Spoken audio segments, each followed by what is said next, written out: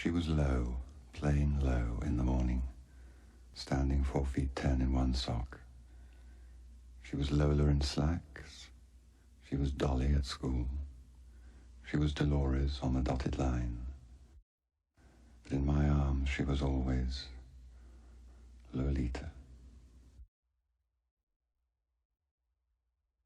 I like movies that create discussion. I love it.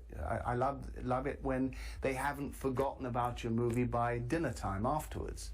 You know, and they're still arguing about it the next day. That's what a movie should do. It should make you argue and disagree. A normal man, given a group photograph of schoolgirls and asked to point out the loveliest one, will not necessarily choose the nymphette among them. You have to be an artist, a madman, in order to recognize the little deadly demon among the others. I wanted to make a movie of Nabokov's novel because it's, I think, one of the great novels of this century. The movie is about a middle-aged man's obsession for a 14-year-old girl, and it's about all that entails. In the end, it's a love story. It's a strange and awful love story. My sin, my soul, Lolita. I've always been attracted to characters that have enigma, that have many levels, that make the audience question whether they are good or bad. Monsieur Humbert. Yes. It's set in 1947. Mrs. Hayes. And he stays as a lodger with a lady called Charlotte Hayes in New England. That's my low. And there he meets Lolita, who's Charlotte's daughter. Beautiful. Action! Charlotte sees that Lolita is kind of attracted to Humbert as well. So they're both really rivals for the affection of Humbert. She just sees Humbert, who's very handsome and very elegant and different, and she doesn't see any of the stuff that's going on between him and Lolita. Humbert!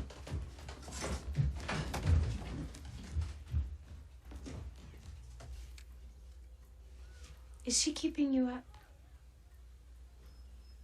I beg your pardon?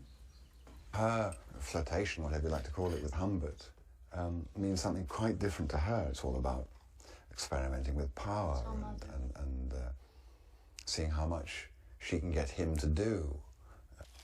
There's a moment that I really like when her bare foot brushes against his leg when she crosses over going past him. And I wanted to get a sense of, did she know what she had done or didn't she? I want it to be ambiguous. Darling, come and walk over his legs. Adrian Lyne had so much passion to make Lolita. And to find a director who has passion to make anything is a rare thing these days. Oh, that doesn't work on her there. She's sweet. It's gorgeous. All right, that's good. Adrian Lyne is one of the most interesting people that I've ever met in my life. You're about to shut the door, even start to shut the door, and then you think that you'll kiss Louise, Okay. You know what I'm saying? Okay, so do one more like that, it's really nice. Dominic Swain was a natural, really. I mean, she'd never acted on any level at all, not even at school. She'd done nothing. And she had less nerves, I would say, than any actor I've ever worked with. And she really kind of played herself. She would endlessly invent stuff.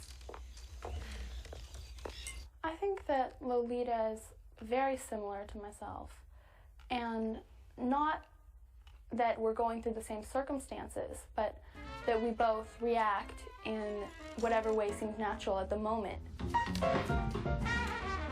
Charlotte had no inkling, of course, of Humbert's feelings for Lolita. I long for some terrific disaster. Earthquake, spectacular explosion. Make your bed! Her mother instantly eliminated. Eventually, she found his diary and knew better. You're a monster. Now, Now get out of my sight! Charlotte is killed in a car accident, which is heaven sent, really, for Humbert. And so that's the way he gets to be left alone with Lolita. Well, swing.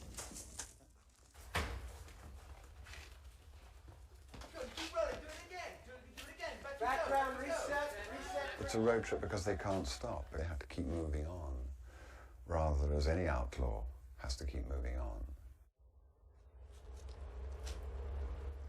I cannot tell you the exact day when I first knew with utter certainty that we were being followed.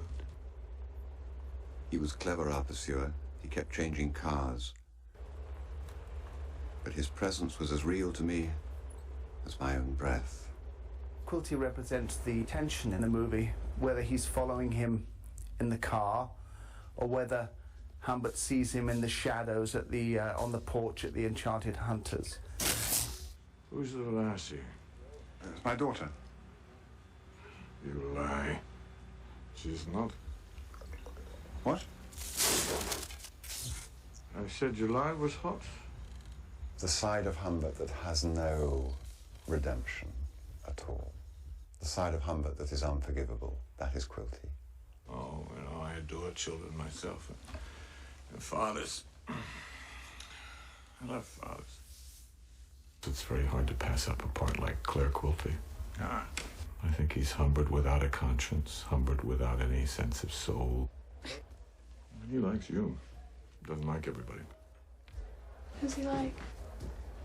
Nice, young people like you. This subject seems to be the last taboo. I think that what the audience maybe will find disturbing is that they don't hate Humbert. At least they don't totally hate him. They kind of like him in some ways. And I think that this is disturbing for an audience to deal with. And I think that that will create discussion. Sorry, officer. See a blue sedan? Yes, it is something that happens in society. It's not something that should be condoned or encouraged, but it's something that is.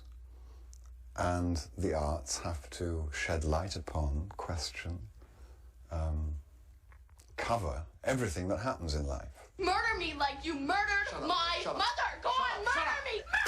Murder me! It's the most extraordinary mix. It makes you laugh, it makes you cry, it makes you horrified, and that's all you can want for a movie.